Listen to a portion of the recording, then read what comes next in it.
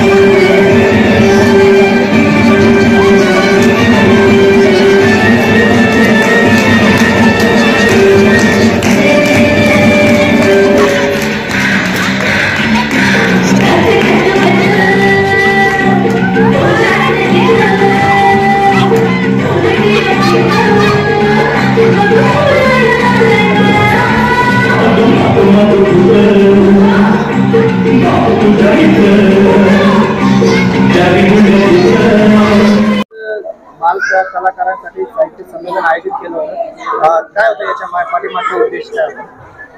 याच्या पाठीमागचा मुख्य उद्देश हाच होता की जे लहान मुलं आहेत आजकाल मोबाईलच्या एवढ्या विळख्यामध्ये अडकलेले आहेत, त्यांना आई बाबांकडे लक्ष द्यायला वेळ नाही, आजी आजोबांकडे लक्ष द्यायला वेळ नाही, त्यांच्याशी गप्पा मारायला वेळ नाही, त्यांचा संपूर्ण वेळ हा त्या मोबाईलच्या पांढऱ्या स्क्रीन मध्ये जातो। हे जेव्हा आमच्या लक्षात आलं तेव्हा आम्हाला असं वाटलं की या लहान मुलांसाठी आपण पुन्हा एकदा एक चांगल्या प्रकारचा कार्यक्रम म्हणजे साहित्य संमेलन असेल, साहित्य त्यांचे ज्या गुण आहेत ते गुण लोकांपर्यंत पोहोचवावेत, जेणेकरून ते आपल्या खेळाची पुन्हा एकदा मातीशी एकरूप होतील, पुन्हा त्या कलेशी एकरूप होतील, शिक्षणाशी एकरूप होतील, तसेच साहित्याशी एकरूप होतील असं आम्हाला वाटलं। म्हणून आम्ही हा रंगतरंग मराठी बाल साहित्य संमेलनाचं या ठिकाणी पहिल्यांदा आयोजन केलेलं आहे। यामध्ये किती विद्यार्थ्यांनी सहभाग घेतला आणि किती शाळांनी यामध्ये सहभाग? आता तुम्ही पाहता किती विद्यार्थी, कालपासून हा कार्यक्रम सुरू झालेला आहे आणि भरपूर असा प्रतिसाद आम्हाला पहिल्यांदा मिळतोय।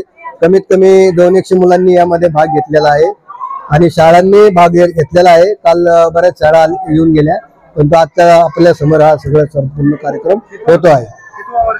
हे आपण पहिल्यांदाच करतोय, पहिल्यांदा आपलं सादर करतोय हे कार्यक्रम बाल साहित्य। या कार्यक्रमाचं उद्घाटन कोणी केलं आणि कोण प्रमुख उपस्थित? या कार्यक्रमाचं उद्घाटन ऍक्च्युली आपल्या जिल्ह्याचे पालकमंत्री सन्माननीय संजयजी शिरसाट साहेब यांच्या हस्ते होणार होतं, परंतु त्यांच्या काही अचानक दौरा निघाल्यामुळे ते काल येऊन शकले नाहीत। परंतु त्या संमेलनाचे जे संमेलनाध्यक्ष आहेत DS काटे साहेब डॉक्टर, त्यांच्या हस्ते आपण या संमेलनाचं उद्घाटन केलं। त्याचबरोबर स्वागताध्यक्ष होते आपले प्राचार्य वाकेकर साहेब, ते काल या ठिकाणी उपस्थित होते। त्यांच्या उपस्थितीमध्ये तसेच आमचे सर्व सहकारी काल या उद्घाटन प्रसंगी उपस्थित होते।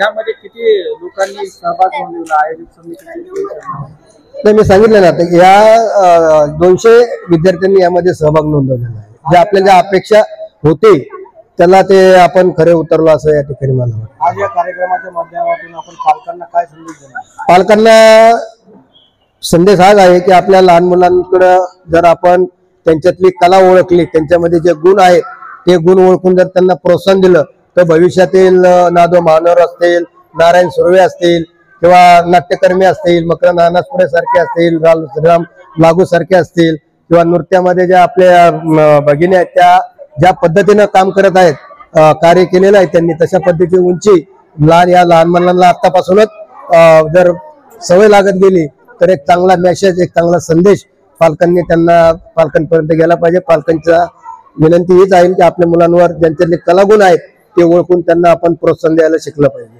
आपलं नाव सांगा. मी गौतम दाभाडे, संस्थापक अध्यक्ष लॉर्ड गौतम बुद्ध फाउंडेशन. हे आमचे सगळे सहकारी आहेत. हे माझ्या बाजूला रोहिदास शिकरे सर आहेत. ते काल आमचं जे शब्द फुलांचा गाव हे कवी संमेलन झालं लहान मुलांचं, त्याच्यामध्ये ते अध्यक्ष होते. त्याचबरोबर आमचे डॉक्टर सुशील सातपुते साहेब आहेत. त्यांनी कालपासून ही सूत्रसंचालनाची जबाबदारी घेतली. चांगल्या प्रकारे त्यांनी सूत्रसंचालन केलेलं आहे. त्याचबरोबर आमचे सहकारी सुनील अवचरमाल आहेत, त्यांनी आम्हाला सहकार्य केलं. गजानन जोरे आहेत, हे आपले दीपक नागरे साहेब आहेत. अनेक जणांनी सगळ्यांनी सहकार्य केलं. इथे बाबासाहेब हिवराळे असतील, अमोल गायकवाड आहेत, तसेच सुनील भुईगड, श्रीकांत दाभाडे, ऋषिकेश दाभाडे आणि सर्वांनी, भगवान गायकवाड यांनी आम्हाला या प्रसंगी सहकार्य केले.